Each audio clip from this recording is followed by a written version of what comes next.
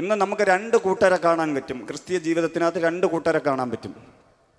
ഒരു കൂട്ടർ ക്രിസ്ത്യാനി എന്ന ലാബിൽ ജീവിക്കുന്നവരും, ആരാധനയ്ക്ക് പോകുന്നുണ്ട്, പള്ളിയിൽ പ്രധാനികളാണ്, സഭയുടെ എല്ലാ കാര്യങ്ങൾക്കും മുൻപന്തിയിലാണ്, എല്ലാ കാര്യത്തിലും മുൻപന്തിയിലാണെങ്കിൽ ലോകകാര്യത്തിൽ അതിനേക്കാളും മുൻപന്തിയിലാണ്, ദൈവവുമായി ഒരു ബന്ധവുമില്ലാതെ ജീവിക്കുന്ന ഒരു കൂട്ടർ. മറ്റൊരു കൂട്ടർ ഒന്നും അവർക്ക് ലഭിച്ചാലും ലഭിച്ചില്ല എങ്കിലും എൻ്റെ യേശു മാത്രം മതിയെന്ന് ജീവിക്കുന്നവരാണ്. ഹല്ലേലൂയ. ഈ രണ്ടാമത് പറഞ്ഞ കൂട്ടത്തിലുള്ളതാണ് ഞാൻ. അവനെ യഥാർത്ഥമായി ക്രിസ്ത്യാനി എന്ന് വിളിക്കാം, പക്ഷെ ആരും വിളിക്കില്ല. എന്തെന്നറിയാമോ? അവൻ്റെ ജീവിതത്തിൽ വലിയതൊന്നും നടക്കുന്നത് ആരും കണ്ടിട്ടില്ല.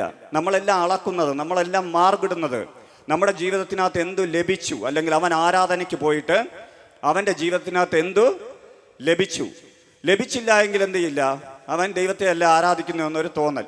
ഹല്ലേലൂയ. നമ്മുടെ ദൈവം ഇതിനകത്ത് കർത്താവ് തിരുവചനത്തിനകത്തൂടെ ഈ 2 ദിവസം പഠിപ്പിക്കുവാൻ പോകുന്നത്, അല്ലെങ്കിൽ നിങ്ങളോട് സംസാരിക്കുവാൻ പോകുന്ന വിഷയവും ഇതുമായി ബന്ധപ്പെട്ടതാണ്. പക്ഷെ നമുക്ക് പലപ്പോഴും മനസ്സിലാവാത്ത ഒരു കാര്യം, ക്രിസ്ത്യ ജീവിതം യഥാർത്ഥമായി നടത്തിയിട്ടും പലപ്പോഴും വെളിപ്പാടില്ലാത്തത് കൊണ്ട്, നമുക്ക് വചന വെളിപാട് ഇല്ലാത്തത് കൊണ്ട് നമ്മുടെ ജീവിതത്തിനകത്ത് ഒരു ആഴമേറിയ രീതിയിൽ ദൈവിക സ്നേഹം വരികയില്ല.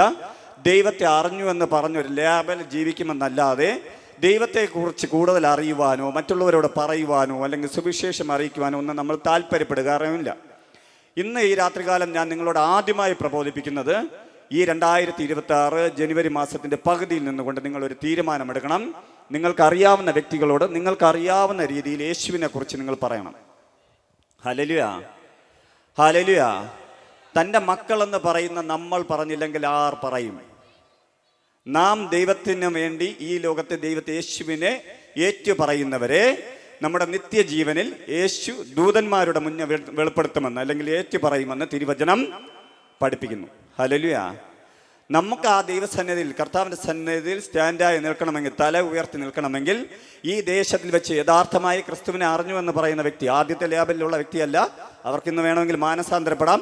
എൻ്റെ ശബ്ദപരിധിക്കകത്ത് ഭവനത്തിനകത്തൊക്കെ ഇരുന്ന് അവർ കേൾക്കുന്നുണ്ടായിരിക്കാം.